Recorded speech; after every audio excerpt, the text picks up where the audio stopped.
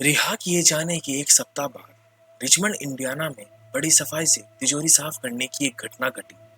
चोरी की इस वारदात को इतनी सफाई से अंजाम दिया गया कि किसी को भी कोई सुराग नहीं मिल सका। बस $800 की थोड़ी सी रकम सुरक्षित रह गई। उस घटना के 2 सप्ताह बाद लोगान स्पोर्ट में एक पेटेंटेड कंपनी द्वारा निर्मित मजबूत अलमारी को बड़ी आसानी से खोलकर $1500 चुरा लिए गए। पर चांदी के सिक्कों को चोरों ने छुआ भी नहीं।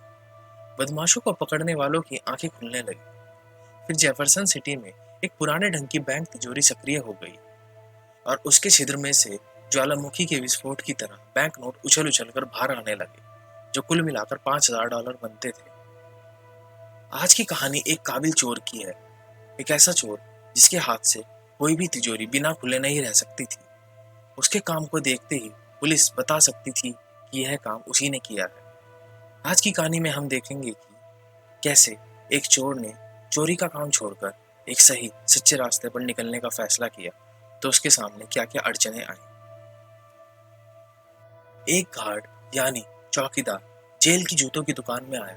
यहाँ जिम्मी वैलेंटाइन बड़ी लगन से जूतों का ऊपरी भाग सिलने में लगा हुआ था और वह उसे अपने साथ फ्रंट ऑफिस, जो कि जेल के प्रवेश द्वार के निकट बने दफ्तर था, में ले गया।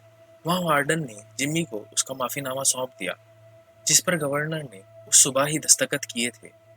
जिम्मी ने उस माफीनामे को बड़े उचाट मन से हाथ में लिया। उसे 4 साल की सजा हुई थी और अभी उसने करीब 10 महीने की ही सजा काटी थी। उसने सोचा था कि उसे अधिक से अधिक सिर्फ 3 माह जेल में रहना होगा। जब बाहर किसी आदमी के इतने सारे मित्र हों जितने मित्र जिमी वैलेंटाइन ने उस जेल में बना लिए थे, ऐसे में उसके बाल कतरने का कोई अर्थ नहीं था। अब वैलेंटाइन, वार्डन ने कहा, सुबह तुम बाहर चले जाओगे। तैयार हो जाओ और एक इंसान की तरह संवर जाओ। दिल से तुम बुरे आदमी नहीं हो। तिजोरियां तोड़ना बंद करो और सीधे सच्चे बनकर जियो। मैं? जिमी ने आश्चर्य से कहा, क्यों? मैंने अपनी जिंदगी में कभी कोई तिजोरी नहीं तोड़ी। अरे नहीं, वार्डन हंसा। बेशक नहीं, चलो अब देखते हैं क्या कारण था कि तुमने उस स्प्रिंगफील्ड जॉब, जो कि एक दलाली का काम है, के लिए अपना नाम भिजवाया। क्या इसीलिए कि तुम अत्यधिक कर्कश समाज में किसी को जोखिम में डालने के भय से अन्यत्र होने का बहाना अपने सिर नहीं लेना चाहोगे? अथवा क्या यह सिर्फ किसी तुच्छ अधम पुराने पंच निर्णय का एक मामला था जिसमें तुम्हारे लिए इंतजाम किया गया था? तुम जैसे मासूम पीड़ितों के लिए हमेशा ऐसा या वैसा होता है। मैं? जिमी ने अभी भी खुद को पूरी तरह नेक और ईमानदार जतलाते हुए कहा, मैं अपनी जिंदगी में कभी भी स्प्रिंगफील्ड में नहीं था। इसे वापस ले जाओ क्रॉनिन, वार्डन ने कहा, और इसे बाहर जाने वाले कपड़े पहना दो। सुबह 7 बजे इसे खोल देना और आदेश पत्र के लिए आने देना। वैलेंटाइन, बेहतर होगा कि मेरी सलाह पर विचार करो। अगली सुबह 7:15 जिम्मी वार्डन के बाहर कार्यालय में खड़ा था। उसने बने बनाए कपड़ों के ऊपर एक भद्दा सूट पहना हुआ था और पैरों में सख्त चरचराने वाले जूते थे। सरकार की ओर से यही वस्तुएं बाध्यतावश रिहा किए गए मेहमानों को देने का रिवाज था। क्लर्क ने उसे एक रेल टिकट और 5,000 का एक नोट कानून की इस अपेक्षा के साथ थमाया कि यह उदार मदद उस भले नागरिकों के बीच सुख संपत्ता के साथ पुनः प्रतिष्ठित होने में काम आएगी। वार्डन ने उसे एक सिगार दिया और हाथ मिलाया। वैलेंटाइन 9762 का नाम गवर्नर द्वारा क्षमा किए गए कैदियों की पुस्तकों में दर्ज हुआ और इस औपचारिकता की पूर्ति के साथ ही महोदय जेम्स वैलेंटाइन ने जेल के बाहर चमकती धूप में अपने कदम उठाए। पक्षियों की कलरव, झूमते लहराते हरे वृक्षों और फूलों की सुगंध की परवाह ना करते हुए जिमी ने सीधे एक रेस्तरां की ओर रुख किया। वहां उसने भुना मुर्गा और एक बोतल व्हाइट वाइन के रूप में अपनी आजादी का पहला मीठा आनंद उठाया। फिर एक सिगार सुलगाया, जो वार्डन द्वारा उसे दी गई सिगार से कहीं अधिक बेहतर था। वहां से उठकर जिमी मस्त मस्त चलता हुआ डिपो पहुंच गया। उसने दरवाजे के निकट बैठे हुए एक अंधे आदमी के हैट में एक चवन्नी डाली और ट्रेन में चढ़ गया। 3 घंटे का सफर पूरा करके वह राज्य की सीमा के निकट एक छोटे से शहर में पहुंच गया। वहां किसी माइक डॉलन का एक कैफे था। वह उस कैफे में गया और उसने माइक से हाथ मिलाया, जो बार के पीछे केले बैठा हुआ था। अफसोस, हम और जल्दी नहीं कर सके जिमी, मेरे बच्चे, माइक ने कहा, लेकिन हमने गिरफ्तारी के खिलाफ स्प्रिंगफील्ड से वह विरोध प्रदर्शन करवाया और गवर्नर लगभग हतोत्साहित हो गया था। क्या तुम ठीक महसूस कर रहे हो? बढ़िया, जिमी ने कहा। मेरी चाबी मिली? उसने अपनी चाबी पकड़ी और पिछवाड़े में एक कमरे का दरवाजा का ताला खोलकर ऊपर चला गया। वहां सब कुछ वैसा ही था जैसा वह छोड़कर गया था। फर्श पर अभी भी बैन प्राइस का कॉलर बटन पड़ा था, जो प्रतिष्ठित जासूस की कमीज से उस समय उखड़ गया था जब उन्होंने जिम्मी को गिरफ्तार करने के लिए पछाड़ दिया था। दीवार से फोल्डिंग बेड बाहर खींचकर जिम्मी ने दीवार में एक किवाड़ पीछे सरकाया और धूल मिट्टी से ढका हुआ सूटकेस बाहर निकाला। उसने एक सूटकेस खोला और पूर्व में चोरी में काम आने वाले उन सबसे बढ़िया औजारों को बड़े प्यार से देखा। यह विशेष रूप से टेम्पर किए गए स्टील से निर्मित औजारों का एक पूरा सेट था, जिसमें नवीनतम डिजाइन के ड्रिल्स, छेदक, हाथ मरमा तथा पैने नुकीले टुकड़े, लोहे की जाली काटने की आरी, क्लैंप एवं वेदनी आदि के अलावा 2-3 नए तरह के ऐसे औजार थे जो जिमी ने खुद बनाए थे और जिन्हें देखकर वह गर्व महसूस करता था। इन्हें बनवाने के लिए उसने $900 से अधिक खर्च किए थे और जहां से बनवाए थे वह जगह इसी कारोबार के लिए अर्थात ऐसे औजार बनाने के लिए मशहूर है। आधे घंटे में जिमी सीढ़ियों से नीचे उतरा और कैफे से बाहर निकल आया। अब उसने अपनी पसंद के बढ़िया कपड़े पहने हुए थे जो उस पर फब रहे थे और उसके हाथ में वही सूटकेस था जिसे उसने झाड़ पोंछ कर साफ सुथरा कर लिया था। क्या कोई काम है? माइक डॉलर ने सौहार्दपूर्वक हंसकर पूछा। मुझे? जिमी कुछ कुछ उलझन भरी आवाज में कहा। मैं नहीं समझता। मैं New York short snap biscuit cracker एवं फ्रेजिल्स वीट कंपनी का प्रतिनिधित्व कर रहा हूँ। इस वक्तव्य ने माइक को इतना अधिक खुश कर दिया कि जिमी को तुरंत एक शेल्जर एंड मिल्क लेना पड़ा। वह शराब को कभी हाथ भी नहीं लगाता था।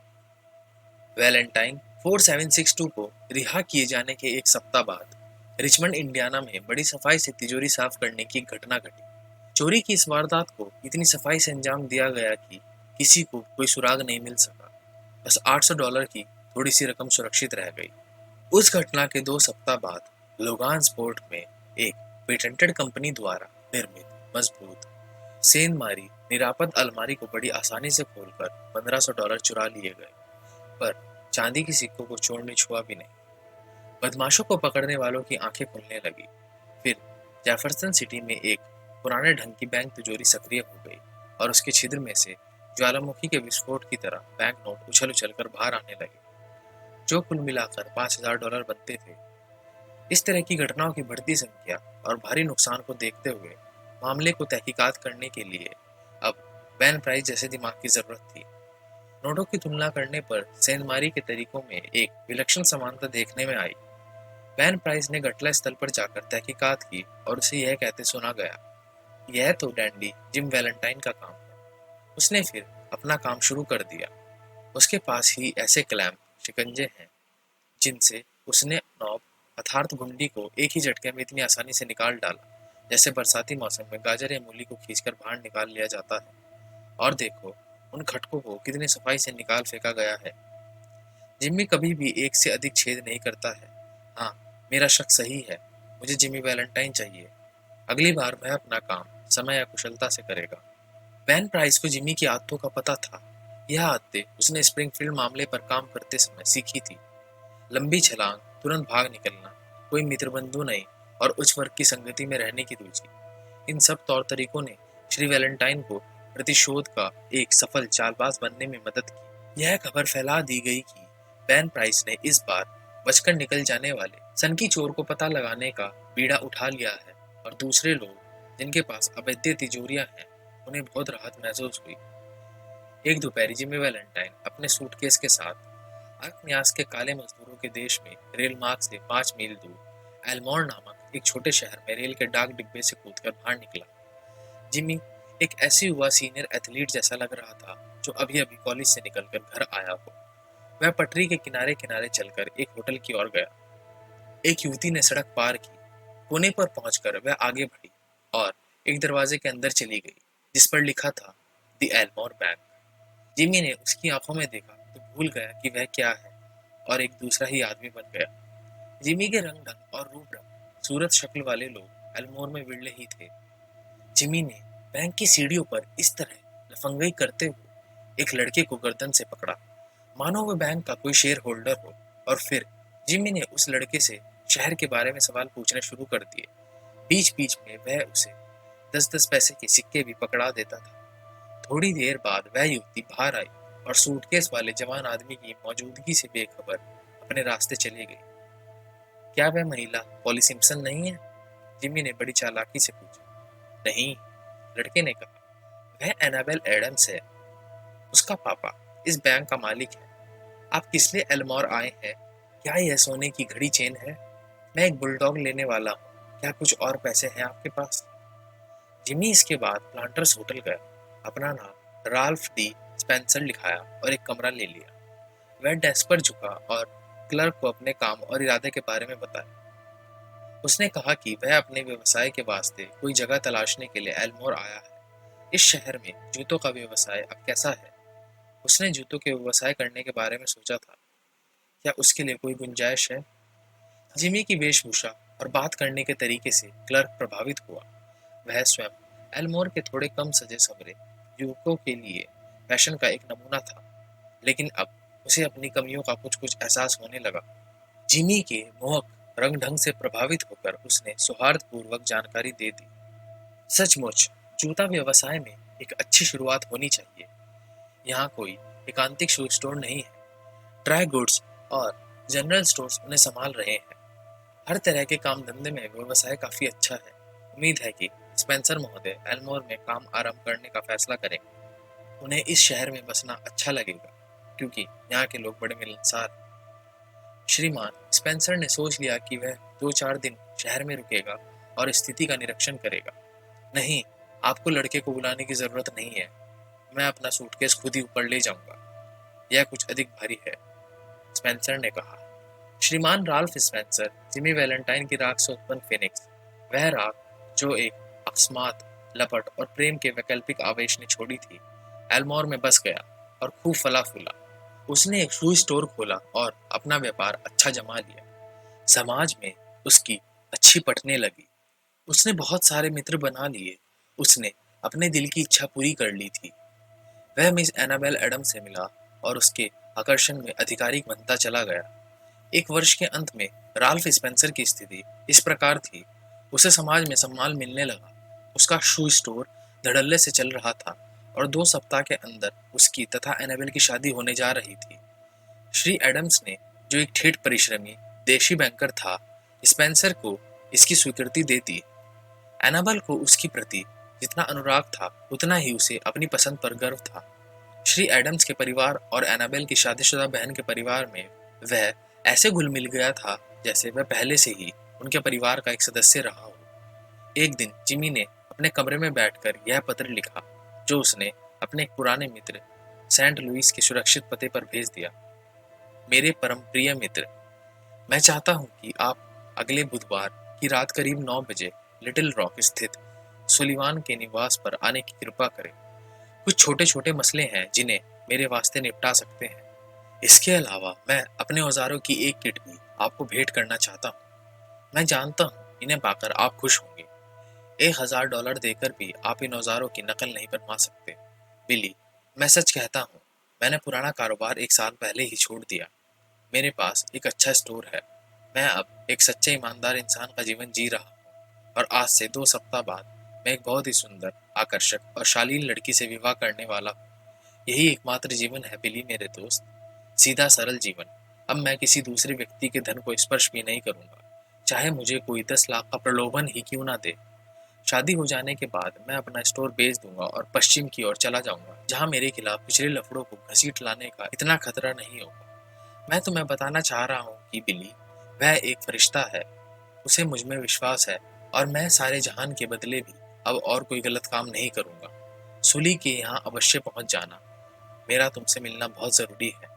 मैं वह सारे औजार अपने साथ ले आऊंगा। तुम्हारा पुराना यार जिमी। सोमवार की रात जिमी ने यह खत लिखा और उसी रात बेन प्राइस वर्दी ढोने वाली एक घोड़ा गाड़ी के जरिए बड़ी सावधानी से एल्मोर में उतरा। अपने में ही गुमसुम रहते हुए वह उस शहर में इधर से उधर मटर गश्ती करता रहा, जब तक कि उसे इस बात का भान नहीं हो गया कि वह क्या जानना चाहता है। स्पेंसर शू स्टोर से सड़क पार ड्रग स्टोर से उसने राल्फ डी स्पेंसर को जी भर के देखा। जिमी, क्या तुम बैंकर की बेटी से शादी रचने वाले हो? बेन ने अपने आप से कहा। खैर, मैं नहीं जानता। अगली सुबह जिमी ने एडम्स परिवार के साथ नाश्ता किया। उस दिन वह अपनी शादी का सूट सिलने देने और एनाबेल के लिए कुछ बढ़िया उपहार खरीदने के लिए लिटिल रॉक जा रहा था। एल्मोर आने के बाद से वह पहली बार शहर के बाहर जाएगा। उस समय से अब तक 1 साल से अधिक समय बीत चुका था जब उसने पिछला अपना पेशेवर काम किया था, और उसने सोचा कि वह निरापद होकर बाहर जा सकता है। नाश्ते के बाद एक पारिवारिक गुट, श्री एडम्स, एनाबेल, जिमी और एनाबेल की विवाहित बहन, अपनी 2 बेटियां जिनकी उम्र 5 साल और 9 साल थी, शहर के मुख्य बाजार के लिए निकले। वे उस होटल तक आ गए थे जहां जिमी अभी तक ठहरा हुआ था, और वह दौड़कर ऊपर अपने कमरे तक गया तथा अपना सूटकेस अपने साथ ले आया। फिर वे लोग बैंक गए। वहां जिमी का घोड़ा और बग्गी तथा डॉल्फ निप्सन खड़ा था जो उन्हें घोड़ा गाड़ी में रेलवे स्टेशन ले जाने वाला था। सब लोग ऊंची ओक की नक्काशेदार रेलिंग के अंदर से बैंकिंग रूम में गए। जिम्मी भी साथ में था क्योंकि श्रीमान एडम्स के भावी दामाद को देखने स्वागत करने के लिए हर कोई उत्सुक था। देखने में सुंदर, आकर्षक युवा पुरुष जिससे कुमारी एनाबेल शादी करने जा रही थी से मिलकर बैंक के क्लर्क बहुत खुश हुए। एनाबेल, जिसका दिल खुशी और जवानी के जोश से अंदर ही अंदर उछाले मार रहा था, ने जिमी का हैट पहन लिया तथा सूटकेस उठा लिया। क्या मैं एक अच्छी ड्रमर नहीं बन जाऊंगी? एनाबेल ने कहा। मेरे प्यारे राल्फ, यह कितना भारी है। ऐसा लगता है जैसे इसमें सोने की ईंटें भरी हों। इसके अंदर निकल पॉलिश किए हुए ढेर सारे शू हॉर्न है। जिमी ने धैर्य रखते हुए कहा। मैं इन्हें लौटाने जा रहा। मैंने सोचा कि इस भारी भरकम सूटकेस को घोड़ा गाड़ी में ले जाऊंगा तो भेजने का खर्च बच जाएगा। मैं बहुत ज्यादा किफायती हो रहा, स्पेंसर ने कहा। एल्मोर बैंक में अभी हाल ही में एक नई तिजोरी और वॉल्ट स्थापित किया गया था। श्रीमान एडम्स इसे लेकर बहुत गर्वीले थे और चाहते थे कि हर कोई उसका निरीक्षण करे। वॉल्ट अर्थात स्ट्रांग रूम काफी छोटा था, लेकिन इसका दरवाजा नया और गारंटी शुदा था। यह स्टील की ठोस 3 सिटकनियों से मजबूती से बंद हो जाता था जो एक ही हैंडल के साथ जुड़ जाती थी, और एक टाइम लॉक भी लगा हुआ था। एडम्स महोदय ने खुशी खुशी इसकी कार्यविधि स्पेंसर को समझाई, जिसने शिष्टाचारवश कुछ रुचि तो दिखलाई लेकिन बहुत अधिक बौद्धिक नहीं। दोनों बच्चे मे और अगाथा चमकीली धातु एवं अनोखी घड़ी तथा गुंडी को देखकर बहुत खुश हो रहे थे। जिस समय वे लोग वॉल्ट को देखने परखने में व्यस्त थे, उसी समय वैन प्राइस टहलते हुए अंदर चला गया और अपनी कोहनी के सहारे झुककर रेलिंग्स के बीच से यूं ही अंदर देखने लगा। उसने ट्रेलर को बता दिया कि उसे कुछ लेना नहीं है, वह सिर्फ एक आदमी की प्रतीक्षा कर रहा है जिसे वह जानता है। अचानक स्त्रियों की तरफ से 1-2 चीखें सुनाई दी और शोरगुल मच गया। जो हुआ उसके बारे में बड़ों ने कभी सोचा भी नहीं था। 9 वर्षीय बच्ची मे ने खेल खेल में अगाथा को वोल्ड में बंद कर दिया था। फिर उसने जैसा कि श्री एडम्स को करते हुए देखा था, 3 सिटकनियों को एक साथ जोड़ने वाले कॉम्बिनेशन नॉब को घुमा दिया। बूढ़े बैंकर ने उछलकर मूठ को पकड़ा और क्षण भर के लिए उसने पूरा जोर लगाकर खींचने का प्रयास किया। दरवाजा नहीं खुल सकता, उसके मुंह से आ निकल गई। घड़ी को घुमाया नहीं गया है और ना संयोजन सेट को।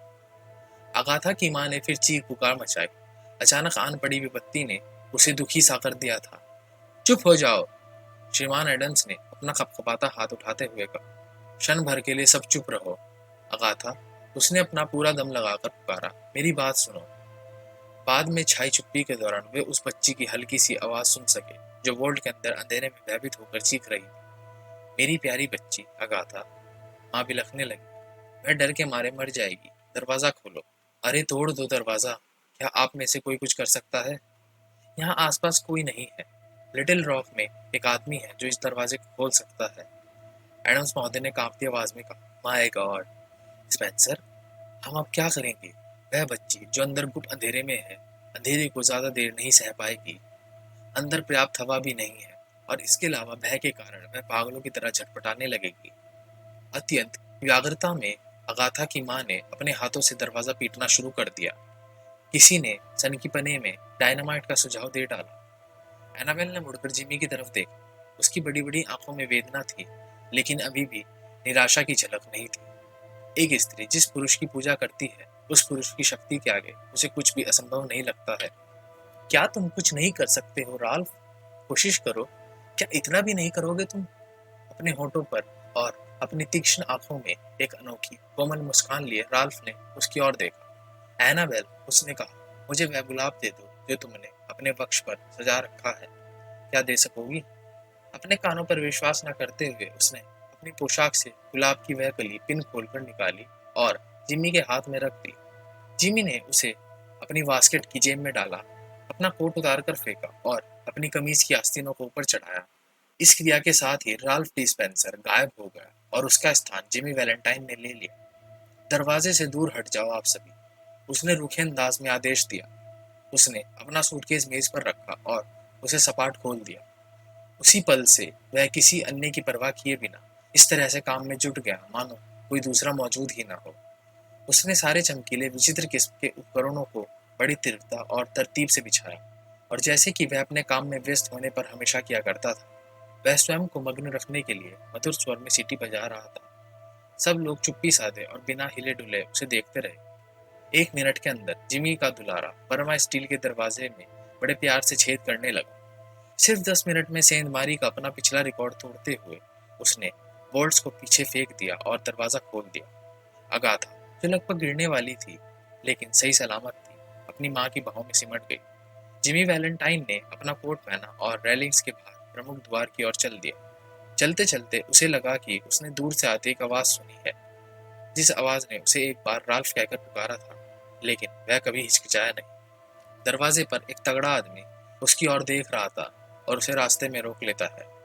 हेलो बैन, जिमी ने अपनी विलक्षण मुस्कान के साथ कहा, जो अभी तक उसके होठों पर कायम थी। अंत में इधर पहुंच ही गए क्यों? ठीक है, चलो चलते हैं। मैं नहीं समझता कि अब इससे बहुत फर्क पड़ता है। और तब बैन प्राइस ने अजीब तरीके से बर्ताव किया। लगता है तुम गलत समझ रहे हो श्रीमान स्पेंसर, उसने कहा। यह मत मान लेना कि मैं तुम्हें पहचानता हूँ। तुम्हारी बग्गी तुम्हारा इंतजार कर रही है। क्या यह मेरे लिए है? और बैन प्राइस मुड़कर चहलकदमी करते हुए सड़क की ओर चल दिया। तो यह थी पूरी कहानी जिमी वैलेंटाइन उर्फ राल्फ डी स्पेंसर की, जो एलमोर शहर में आया तो इसीलिए था ताकि वो उस बैंक में चोरी कर सके, लेकिन एनाबेल के प्यार ने उसे बदल दिया और एक सच्चा और अच्छा आदमी बनने पर मजबूर कर दिया। वो सिर्फ एनाबेल की प्यार की ताकत ही थी जिसने जिमी वैलेंटाइन को बदल दिया, और इसी के चलते बैन प्राइस ने भी उसे छोड़ दिया था। आज की कहानी आपको कैसी लगी कृपया कमेंट सेक्शन में ज़रूर बताएं, और कुछ कमी रही हो तो वो भी। वीडियो को लाइक करके जाएं और ऐसी ही जासूसी भरी कहानियां सुनने के लिए हमारे चैनल को सब्सक्राइब करें और हमारे परिवार का हिस्सा बनें। धन्यवाद।